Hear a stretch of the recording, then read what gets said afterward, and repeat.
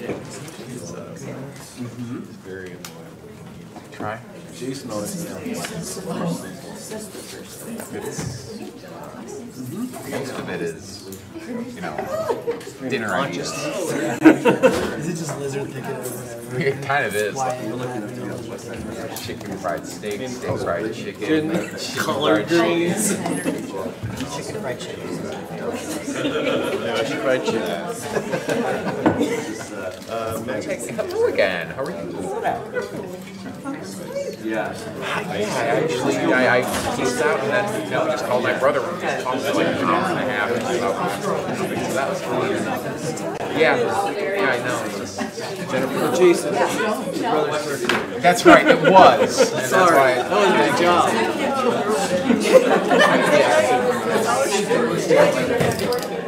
Leslie and even Ellie managed to remind me yesterday. Nice. I don't know how to do that. That's pretty good.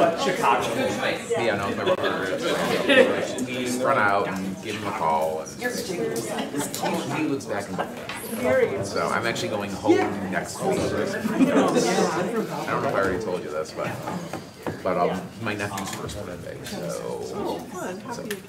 Okay, I guess we'll begin, and I want to welcome everyone to Gizmos, Gadgets, and Grimoires.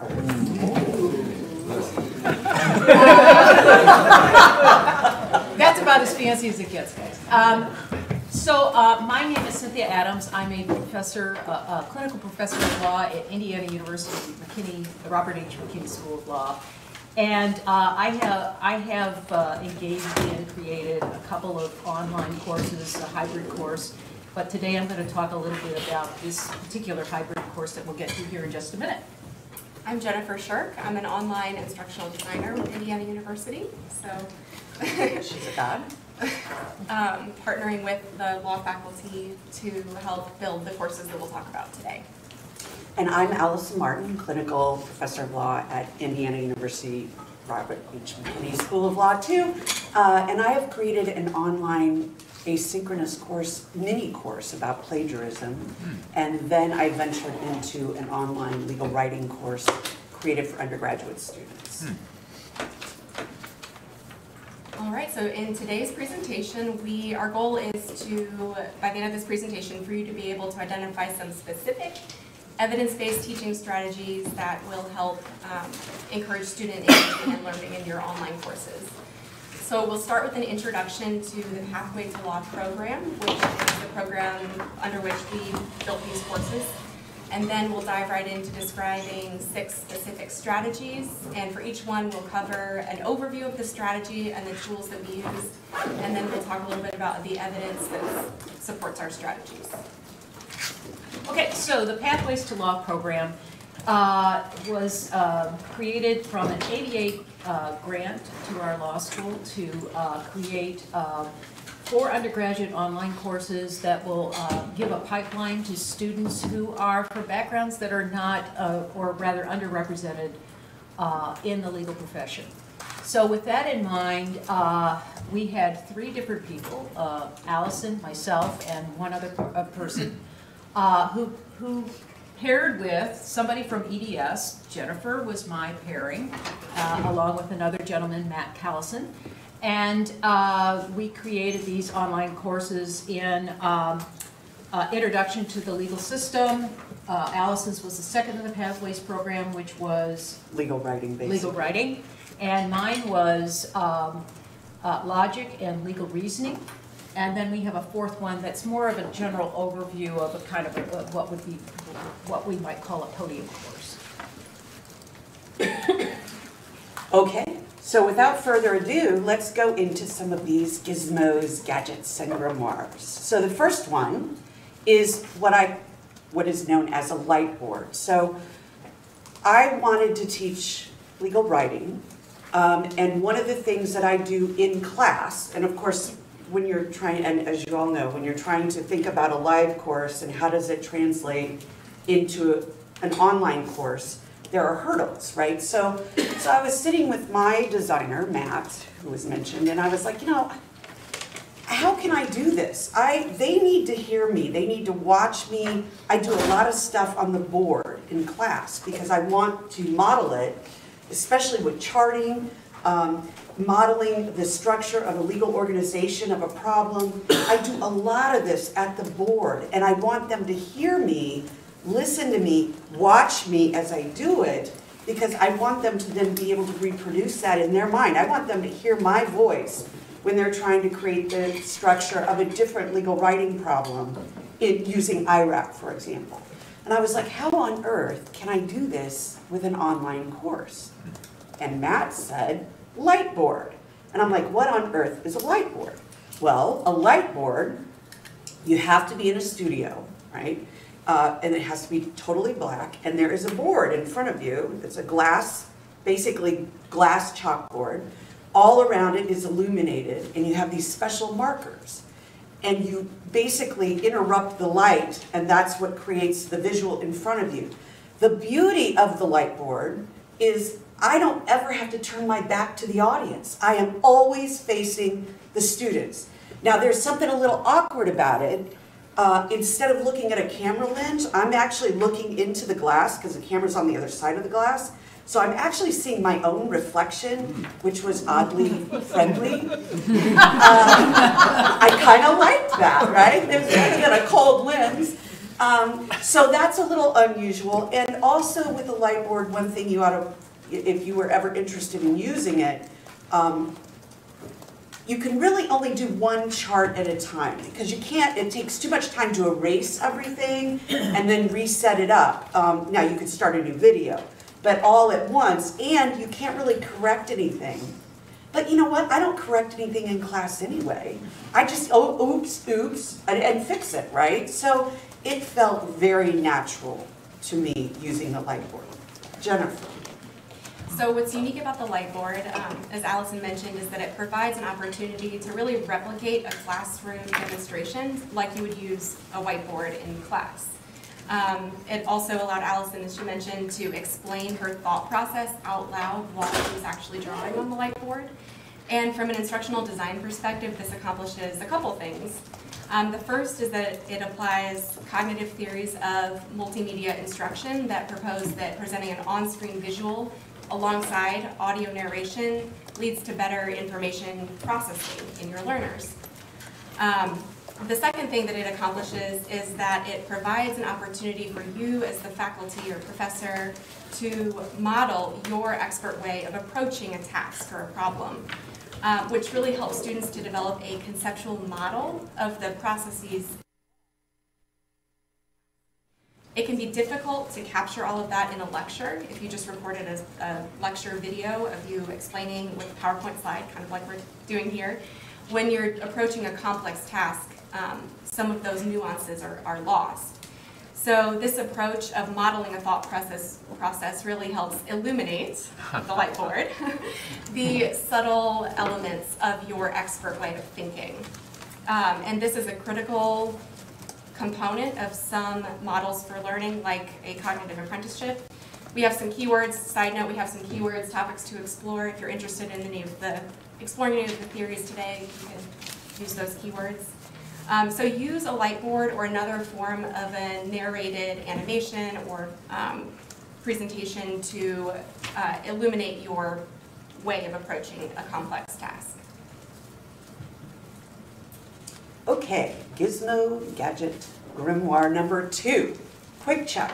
And I think Jennifer's going to explain first what Quick Check is, and then Cynthia and I used it variously in our, we'll describe how we used it. So Quick Check is a tool that we built in-house. Part of our team, our web developers, built this tool at Indiana University specifically to serve a few purposes. The first one, as you can see in this image on the left, on your left, for week 7, it embeds the questions, the practice questions or quizzing questions directly on a page of content. So any of you who've used learning management systems before that require you to link out to a quiz, this is what separates Quick Check from that type of tool.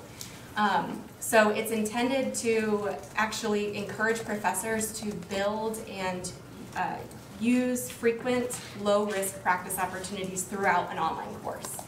And also this tool we intended for students to perceive it in that same light as opposed to a quiz in Canvas or another LMS. The tool offers a variety of question types. Up on the screen here you can see two. On the left is just a true or false question, and on the right we have a matching question. These were built also with accessibility in mind. Yeah, so mine is to your left. That was basically a true-false quick check. I used multiple choice as well. The reason I wanted to use it, formative assessment, but I really wanted to be sure that the students were learning what they needed to learn from what they were reading. And I thought this was a good way, so even I used it for the chapters in their book, but I also used it in the problems that they had to solve. So they had cases they had to read, and they were given a certain set of facts in their record, and then they were going to have to write about it. And I wanted to be sure they could identify what the most significant facts were in their problem, in the cases given, what was the holding in a particular case.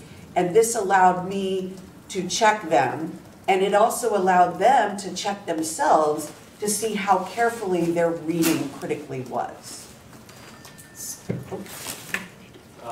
I have two questions. So I assume this does not connect to the LMS gradebook then, if it's not an actual quiz in the LMS? It's not an LMS quiz, but there is LTI integration, so it does connect back to the gradebook. Okay, cool. The other one was, do you use this mainly as purely self-assessment, or do you as instructors have some kind of intervention? Like, can you see if they're answering it incorrectly, and then do you do something about it if they are? The questions offer the opportunity to code formative feedback, both correct, incorrect, answer specific, after every question. So in a series of however many questions you build into the quick check, as opposed to an LMS where you answer all the questions and then you have to see all of the feedback. So it's question, feedback, question, feedback. Cool. Okay, and so this is my fault. I was supposed to say hold questions till the end, Sorry. which is fine. No, that's fine. I didn't say it, and I realized that actually a moment ago before you even posed your question. So if we could save questions till the end, we'll have plenty of time for question and answer. So I used mine a slightly different way. How many of you have taken a logic course? Okay, so those of you who have taken a logic course, you know what a bear is to understand categorical propositions, right? Do you?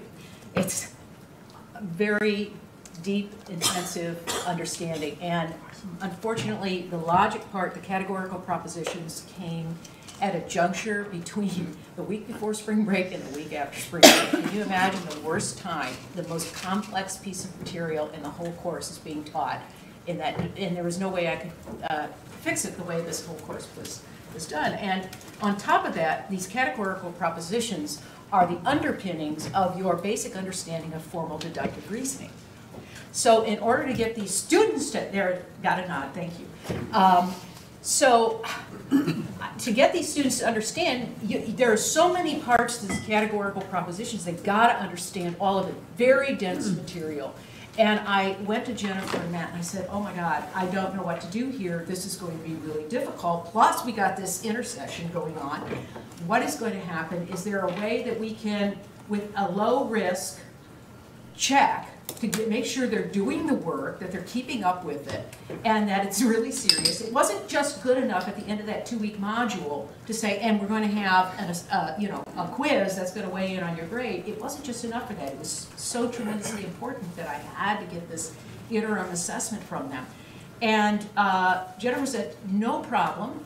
We'll just create a series of quick checks at the end of each of these. And I cannot convey to you, it was tremendous. First off, it was tremendous. The student learning that came out of this quick check was tremendous. It far exceeded my expectations of getting these students up to speed. But I also credit that all to Jennifer, who really who had no training in logic, who spent an incredible amount of time creating these quick check questions for me. Plausible distractors are yes. She was difficult. Expert. Yeah. Examples of how we used Quick Check. We've touched on a couple different important topics from an instructional design perspective. So in Allison's course, we used it to provide formative feedback, which really helps to redirect students early because it was something that they did before they went on to a more complex assignment. So it gave them a chance to test their knowledge and still be able to succeed at later parts of the assignment. And providing specific, immediate, and frequent feedback really lines up with what we know is the most effective kind of feedback. It also helped the students to assess their learning and redirect, reinforce ways of approaching a problem, which was a way of helping them to self-regulate their learning, which is something we know effective learners already do really well, but other learners need a little bit more support with. In Cynthia's course, we used the Quick Check, as she mentioned, as a way to chunk out the information. So this is an important way of making sure that the students feel like they have the knowledge and the ability to succeed. Instead of offering one longer practice assessment or activity at the end of a long, complex textbook chapter, we did break it up into, I think it ended up being about 8 smaller practice activities that paired only a couple pages of textbook reading with immediate practice. So they would read a few pages, do immediate practice within this Quick Check tool that gave instant feedback to tackle the practice activity more summative at the end of the unit of information. So incrementally increasing the complexity of the problems in this way really ensured that the task difficulty increased at an appropriate rate. Gizmo gadget and grimoire number 3. Google Docs. Okay. To have a great online course, we all know, we have to have significant interaction with the student with the material, the student with the professor, and the student with other students, right? So I've always struggled. I know we all default to the discussion boards. I mean, that's an easy way to do it, right? I do it too. I still did it in this course. But I felt like I needed to do something more, something deeper with these students, have some really significant interaction between the students. Now, I'm not a fan of group work in the sense that I have boys that are in college, and I hear all the time, I'm the one doing the work. Everybody else isn't doing the work, right? So I was very concerned about that, but Matt and Jennifer really pushed me to do more substantive group work in this regard, and they assured me that I would be able to follow the participation of each of the students to ensure that they were actually doing something of significance in the group work while it was happening, or at least at the end of the exercise. It wasn't just sufficient. At the end, we did have a self-reflection for all these groups exercises, at which time they could weigh in along with other questions in the self-reflection about how they felt they contributed to the group and how their other participants, what their quality of interaction was. But I thought, okay, they introduced Google Docs. So what we did was I have several different exercises in this. One of them was an evolution of law exercise that I started the course with, which was I divided them into courts. I had different states, courts, 3 to 4 students in each of the courts. And so they were to weigh in on different types of, I gave them some facts, and then they'd have to make a ruling, and then I'd build on that, and build on that, and build on that. What we're showing to you right now on the screen is actually another exercise that I had them do later in the course, which involved the Declaration of Independence and deconstructing that, if you will, to see the reasoning underlying it, both the deductive as well as the inductive reasoning that was used in this declaration. Now, what I liked about all of these exercises on the Google Docs is they were absolutely right. I could see on the left side of the, or on the right side of the screen what each student was saying as far as comments. But that wasn't good enough, and in fact, I had a student come to me a little bit later after the first group exercise and said to me, you know, I really participated. I didn't make any comments on the side, but I embedded them in the document. And I thought, okay, how can I prove this? And they said, oh, no problem, just go up to the toolbar and you can poke this one button and ask for this one student's participation. You could see all of what she did, when she did it, okay? So I did, and she was in fact being truthful. She had indeed done some things and embedded it in the document that I couldn't see in the final product, okay? And I couldn't see because she had made no substantive comments on the site. And I thought, man, this is really great. This is a tool that I didn't know even existed in Google Docs. I always knew about the marginal comments, but this is really awesome because now I can see just how deeply and even when they did their editing. It wasn't just all the last night, 2 minutes before, you know, the deadline. So I really like that. One other thing I want to make a comment on before I turn this over to Jennifer, and that is, Jennifer was the one that set this up on Google Docs. And I just want to point this out for those of you that I didn't even stop to think about it, but I thought it was really great this. And that is, if you look on the right side of the screen, there are those blue boxes, okay? And she said, we'll put these blue boxes on there just to highlight to the students that they need to answer in this box, okay? And Allison, you suggested this one, that it's not going to be just one, you know, a couple words. You're going to have to say something here of some substance. And I thought that was great because I think that does put pressure on them to really, here it is, the blue box, put something in it and make it worthwhile. I also thought it was great because my TAs and I were able to review very quickly. We just go to the blue box, because sometimes we had things we posed that we're not actually going to have a response to, as you can see in that first question. And we could go right to the blue box and see it. And I thought that was nifty. That has nothing to do with technology. That was just cool. Go ahead, Jennifer. All right. So with the Google Docs, and Indiana University actually has adopted Google for Education. So another nice advantage of using Google in our situation was that students could log into Google using their, you know, single sign-on Indiana University email account.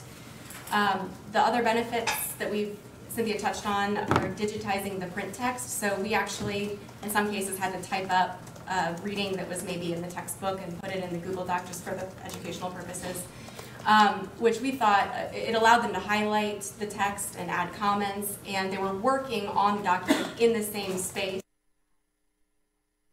So everything was in one place, which drove them back into the text.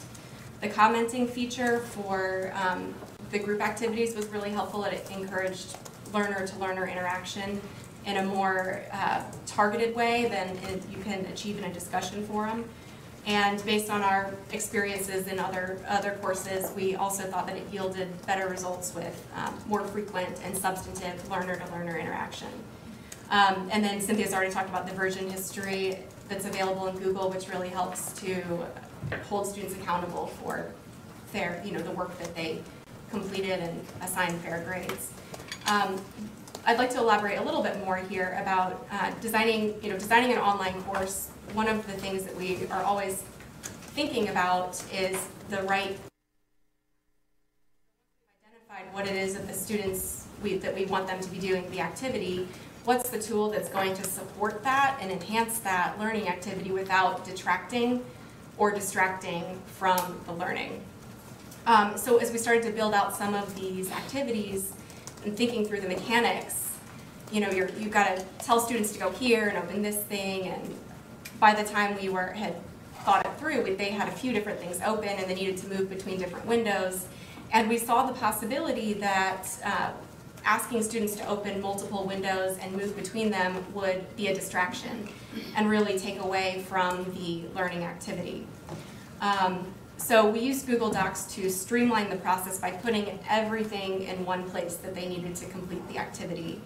And by combining all of these pieces in one place, that really allowed the mechanics and the process and the instructions to fade into the background so that the learning activity could really emerge.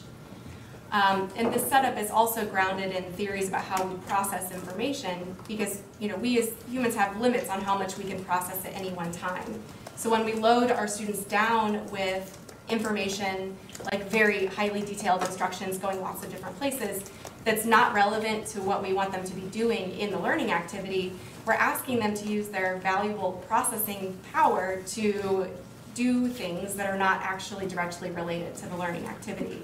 So effective instructional design minimizes that excess information that students encounter so that they can really focus on what it is that we need them to do to learn. And that's what we did here with the Google Docs.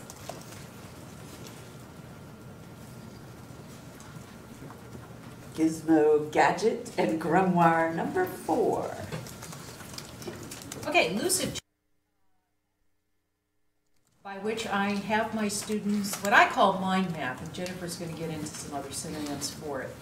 I actually have used mind mapping for a number of years. I've used it in my contract drafting online course to get students to understand the interrelationship between different contract provisions. But I had great success with it there, and so I thought that I would use that here as well.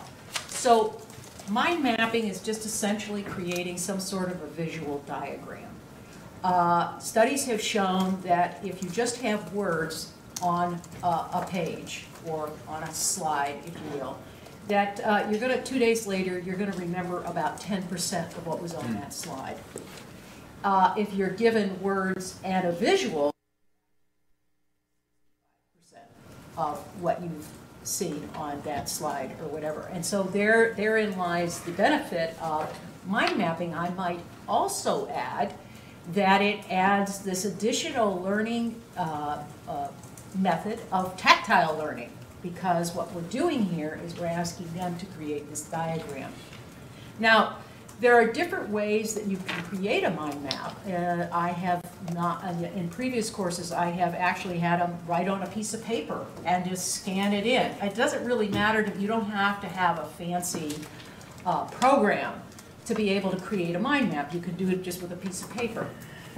I have found, interestingly enough though, that the students that have used, and I haven't done a study on this, nor have I looked into this, but just anecdotally, that students who use mind mapping, that use it beyond just black and white, drawing boxes or whatever, but actually use colors, I have noticed have a better understanding of the material than those who didn't. And I haven't looked at a study, I haven't done any kind of study on it. But what I like, so one thing about these mind mapping, if you're not going to have it like with a piece of paper or on PowerPoint, you can do it on PowerPoint, you can do it on Word. But actually it's really easy to do it on LucidChart. One thing I like about LucidChart is, number one, it's free. Okay? It's free. And so students can access LucidChart without any cost. The second thing I like about LucidChart is it's so easy to use. They have up in the left, they have a toolbar. You just take the shape of the thing you want and put it over here. It's got a toolbar at the top. You can put different colors in. It's just simple to use, very simple to use. Drawing the lines between the boxes, you just take your mouse and it'll draw a line.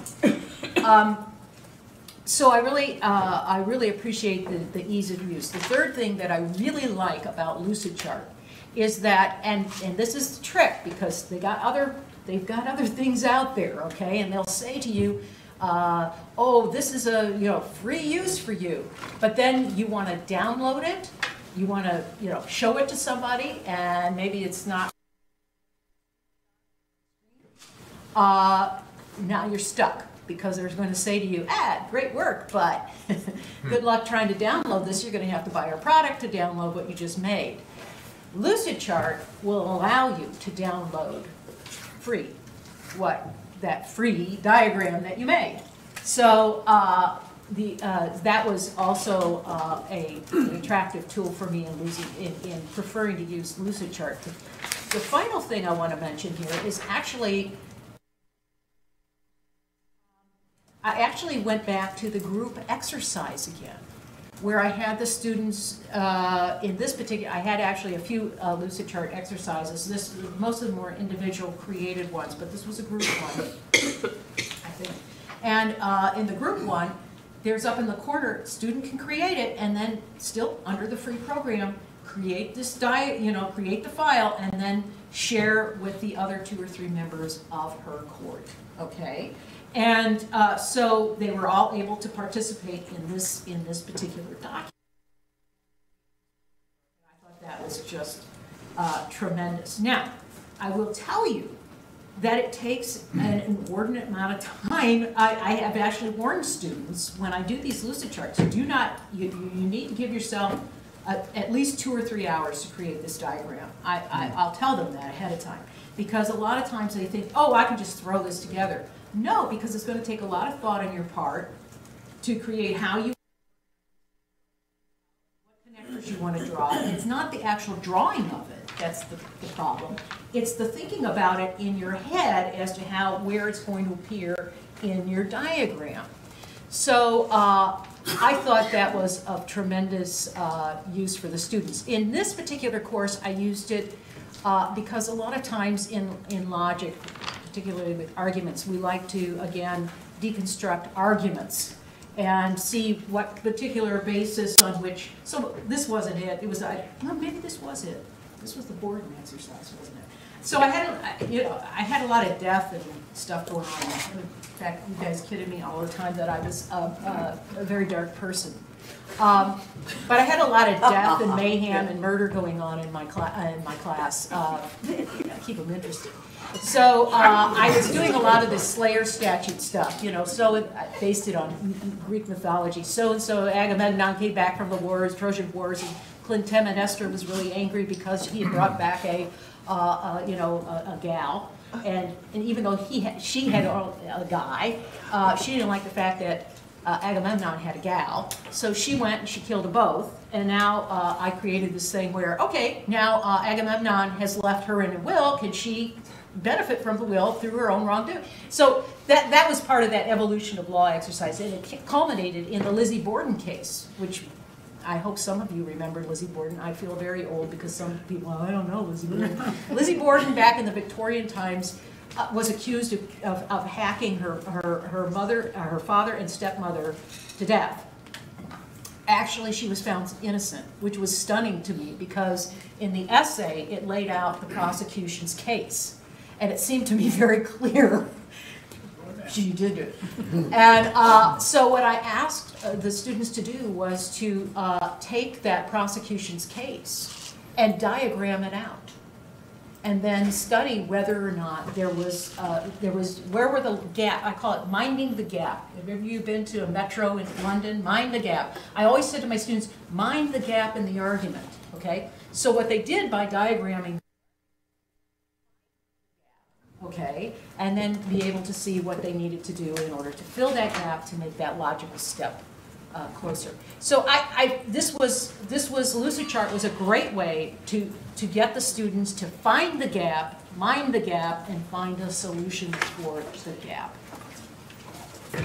So information mapping strategies, also called concept mapping, mind mapping, those strategies, like diagramming and argument, are effective at improving student comprehension because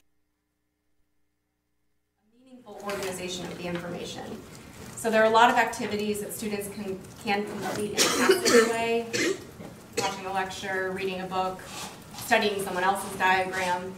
And what we did here with these activities really required the learners to actively process the information in a meaningful way.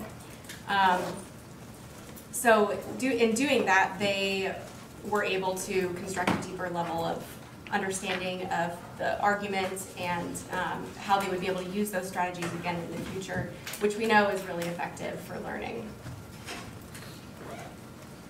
GGG number 5. That should be like a Chanel number. And I call this fun with badges. Those of you who know any further from Big Bang Theory. with badges. Okay, so here's the deal with badges. I was not a fan. I thought they were stupid, okay? Now, I got on my iWatch a program that captures all my steps. And about a year and a half, 2 years ago, it all of a sudden popped up that I had now possessed Japan. And if I just did so many more steps, I would get Brazil. And all of a sudden, even though it was totally ridiculous, I wanted to have Brazil, damn it. I was wanting to get those steps in to get Brazil. And then I recognized, well, maybe this does have some value in incentivizing people.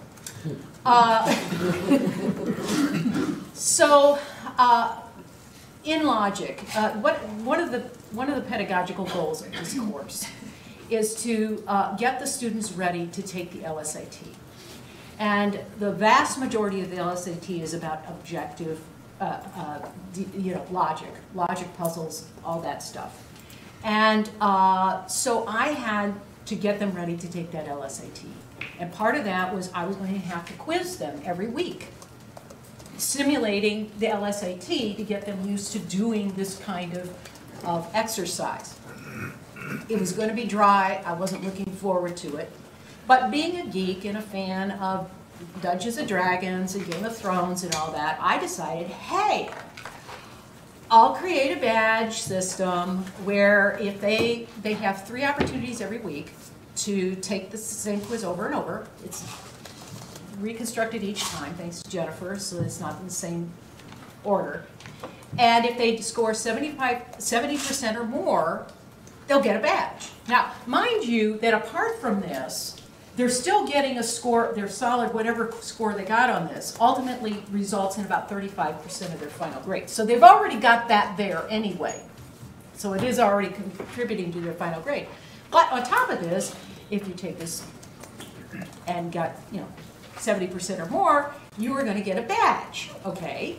And then I got to thinking, hey, wouldn't it be cool, just like with in the gaming systems, if you get so much stuff, you get a level, okay? You get a level.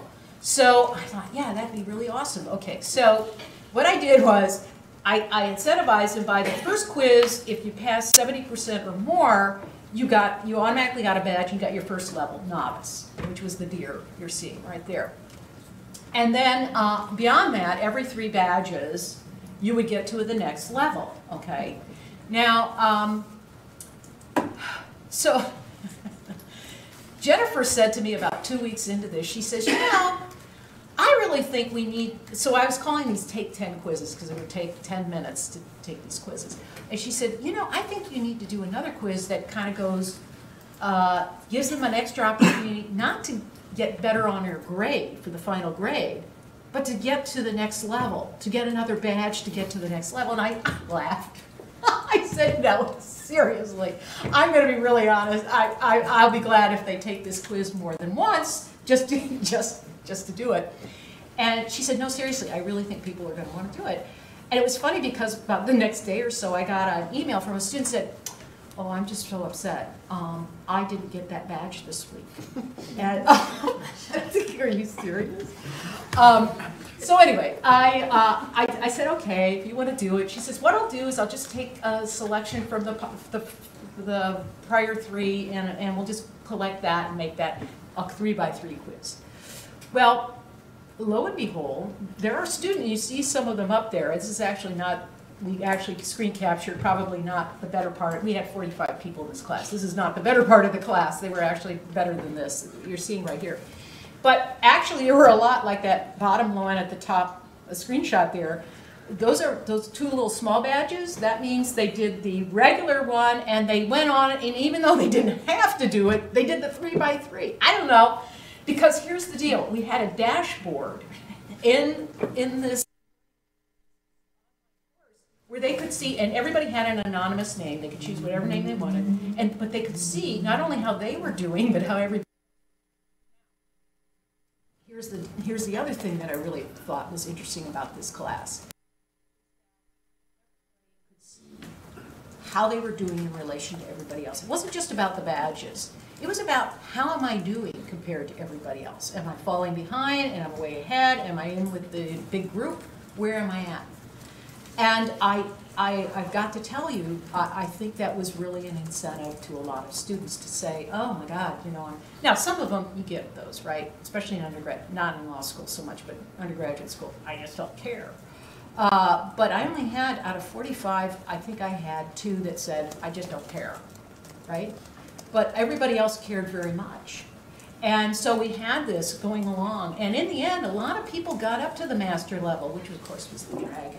We did not have the dragon at the master level. But I think the students really enjoyed it. I think it had a lot of good pedagogical reasons for doing it that I really didn't anticipate at all. So what you're looking at up here with the badges, the image at the top are the weekly quizzes, the smaller badges, and then the one below represent the levels. And this is a snapshot from the dashboard that we displayed in the course. And these badges provide another way of representing, a visual way of representing achievement in addition to just a standard grade book. So because the badges, the big badges corresponded with increasing levels of competence, it provided how they were doing in the class. Because the quizzes were very closely consistent with and aligned with the larger assessments of the midterm and the final in terms of the types of questions, students could reasonably estimate from a quick glance how they could expect to do on the larger assessments. So in this sense, it provided a quick way for students to monitor their progress and a tool to help them self-regulate their learning, which again is important. Some students need a little assistance with that. It helps them identify when they needed to seek help, what concepts they were struggling with, and when they needed to take additional practice. So the badges may also encourage students to stay on track with their studies and may also contribute to sustained efforts in pursuit of achieving those badges, which was an interesting reflection looking at the master board. Cynthia was talking about how the challenge quizzes, the 3x3 challenge quizzes, did not impact students' grades in any way. But we felt that it was important, you know, if we want these to incentivize students, we don't want a student who misses a quiz in week 1 or 2 to feel discouraged because now I can't get the badges. And so it was interesting to see, we found that a little over half of students in the class actually ended up taking these challenge quizzes. That, again, in no way impacted the grade, but provided an additional opportunity to practice the materials. We also thought that at the quiz level, because students were allowed 3 attempts on each quiz, that providing that little extra incentive for the badge would motivate them. If they didn't quite hit that 70% benchmark for success, it would hopefully motivate them to use those additional attempts. And I think the success of the quizzes shows that they did. All right, so GQ number 6. And the last one, before questions. Okay, scavenger hunt. So, again, here I am. I'm sitting here with my instructional designer. And by the way, I hope it's very clear, and I think David mentioned this in his presentation earlier, pedagogy and technology go hand in hand. Like, I don't know technology, but I know what I want to teach, right? And so here I am again in front of Jennifer or Matt, and I'm saying, you know, in legal writing, we have very strict formatting requirements, right? So they have to use a particular font and they have to use this particular type. They have a word certificate at the end. And all of these formatting requirements are very important. And they're all in the course policies. Everybody yawn. Course policies, right? So boring. Lucky if they skim them, right? Well, it's really important that they not skim them. And so I was looking at my instructional designer and I'm like, how am I going to get them to know what these course policies are? And male Jennifer said, let's create a scavenger hunt and let's test them on everything they must know for these course policies. So Jennifer. So we set the scavenger hunt up as a quiz with feedback for each question. And as Allison mentioned, it was a way to hold students accountable for knowing the most critical course policies that were essential to their success in the course. We can use a lot of strategies on a web page to call attention to things. We can bold text, we can make it bigger using headings, and we can also, do all sorts of things, but those lose their impact after a while. You can only do that so many times, and if students don't go to the page, it's all for nothing anyway. So with the scavenger hunt set up as a quiz that motivated students to complete the activity, even if they didn't look at the page, we hope that. And because of the feedback, they ended with an understanding of the most critical course policies that would be essential to their success in the course. And this scavenger hunt actually aligns with the Quality Matters standard. For any of you who are familiar with the Quality Matters rubric and its standards for setting standards for quality online and hybrid education. The scavenger hunt aligns with that very first outcome that looks at making sure that you get your students to know the course policies. This is one of the things they suggest. You can use any LMS quizzing tool for this. Pretty simple to implement and also very effective. All right. Questions? Did we overwhelm you, or are you tired of the lunch? Underwhelmed. We could show you the references. Maybe that'll make you. I was going to mention blanking on it, the charting tool is something that's available as an add-on for Google Drive, which I've used for things like staff charts because it's easier to put together. They have nice little templates for like, here's where you put the picture and here's where you put the blocks of text. So I have that, and then I have the text for like the other phone numbers not associated with something in the chart. And then I can share the Google Drive document without giving them necessarily access to the chart if it's not something I want them to do. That's good to know. Yeah. How much did that LIGHTBOARD cost, and are you the only person using it? Okay, this is a great question. So unfortunately, it costs about $20,000. However, I am not the only person using it. We have a studio in our university library, and if you're short on funds, I suggest, because frankly law schools are short on funds, go to the engineering people, because they use these diagrams and charts constantly. It's a beautiful tool for them, and they've got all the money now, right? That's my recommendation, but they are expensive.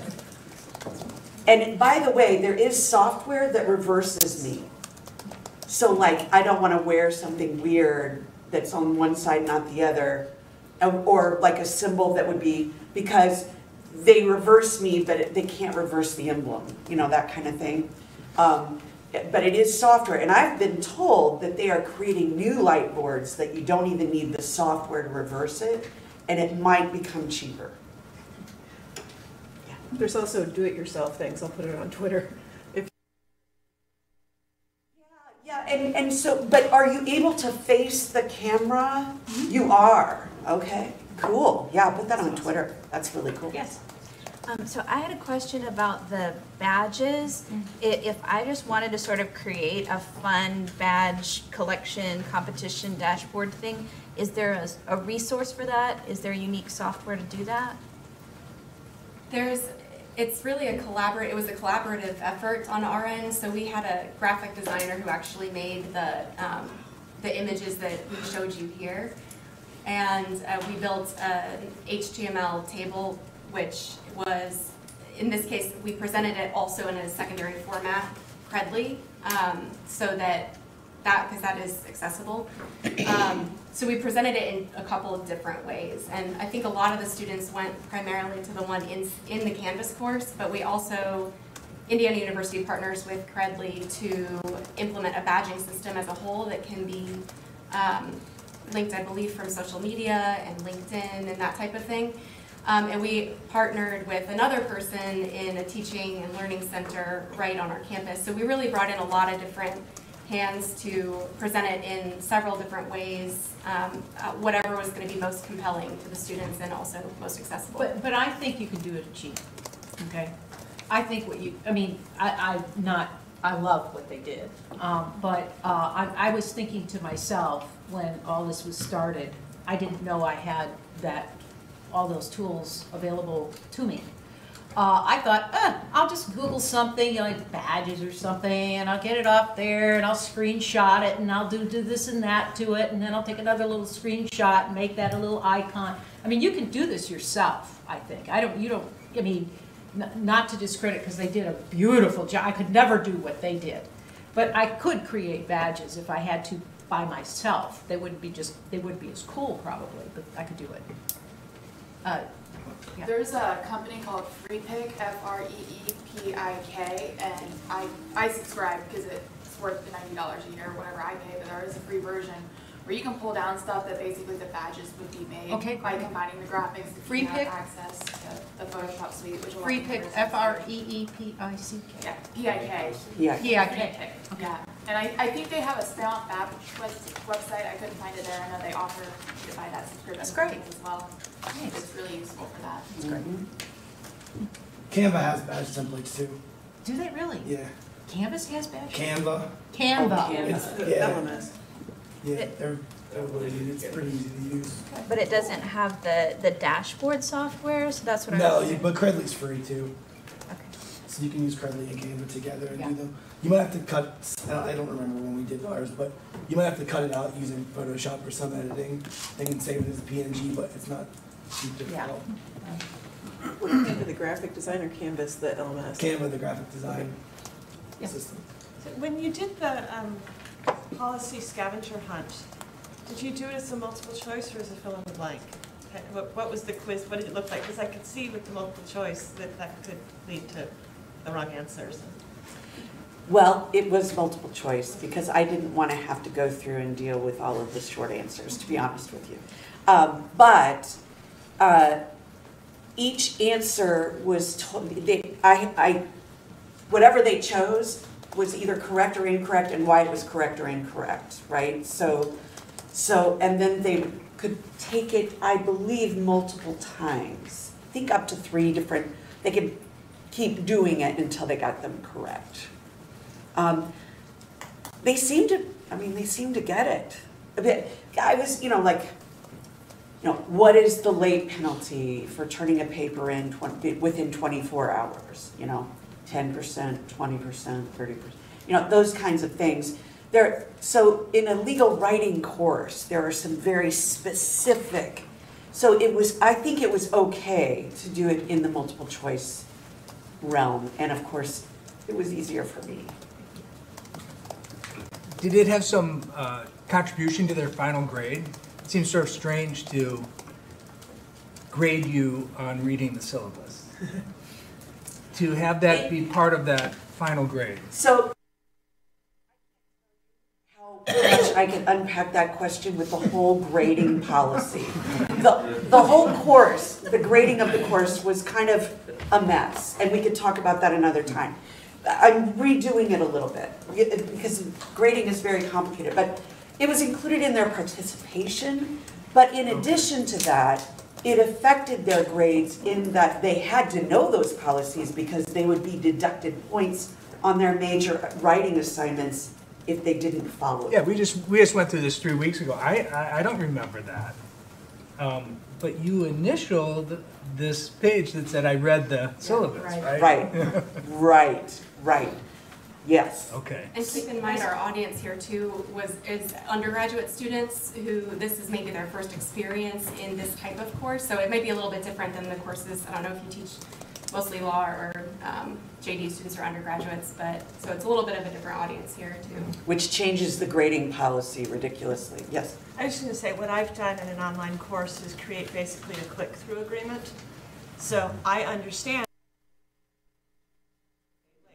agree or disagree, and they have to go through that, and I've set it up in Canvas so that until they get 10 points on that,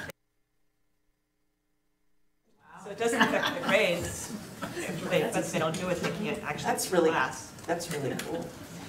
This whole concept of gating is really important as well. I learned in my course, for example, I would have my students create an outline of the first major assignment, for example. And then they had to upload their outline before they could watch the video of me charting it on LIGHTBOARD. And so that gating concept, I think, is really important in all online courses. It's not a gizmo gadget or a grimoire, but I guess it's part of the book of spells, right? Yeah. Gating? Sure, it's a grimoire, of course. It's got a troll standing at the bridge. Yeah, that's right. Yes. Could you repeat the name of the first tool again that you? LIGHTBOARD. LIGHTBOARD. Yes. Thank you. And if you Google LIGHTBOARD, you'll see it and a big discussion about it. And I love the LIGHTBOARD. Any other questions? Okay, well, thank you very much for coming. Thank you.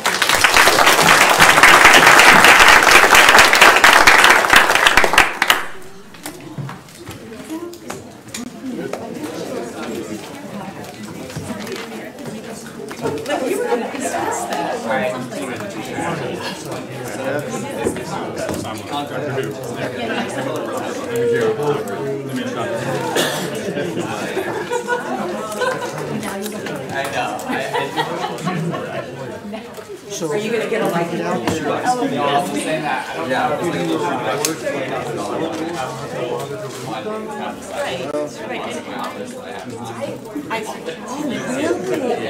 Oh, you need to get that out. How you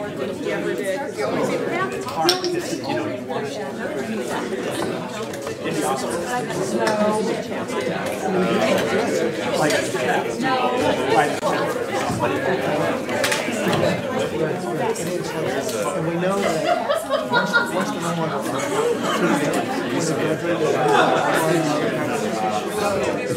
Jason, what are you guys doing? Right after the play. You're going to say that. Yeah, Leslie's taught. I told Leslie it's too hard on graphic. Oh, so she's too excited about it now. This is cool stuff. Really looking forward to that Thor hammer. Yeah, a lot of people right. Yeah. I want to say no to a lightsaber.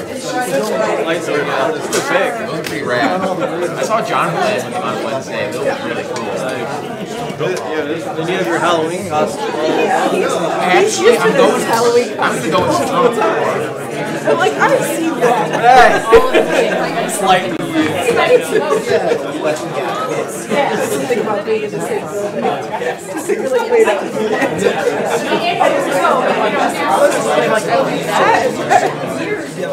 have a Tetris. Oh yeah. Why? Yeah, there's also dark. Now dark. Yeah, the rest of the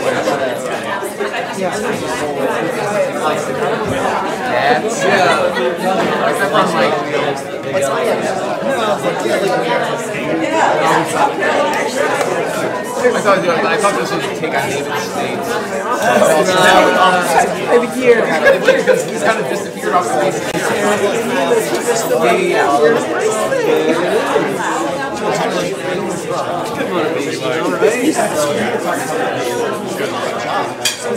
So we know.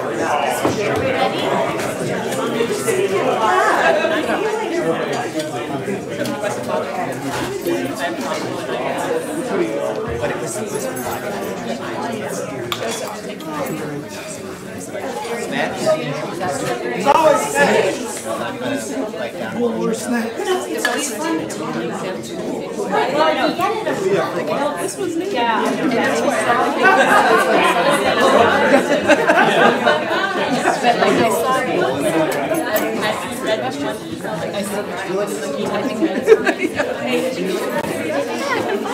Yeah, no, I keep everything in the red. That's become my default way of taking notes, and I can find it later. And I do special media for law school. I understand that whole like writing it out helps you, but I have this quite a bit.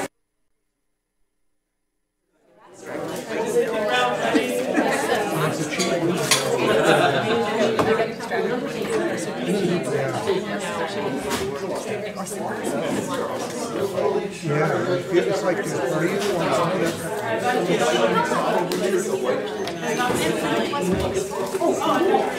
Or what? Depends how you want to look at it. Yeah. And I feel like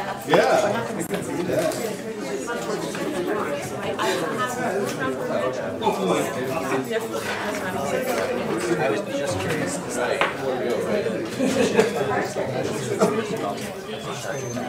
That's what else.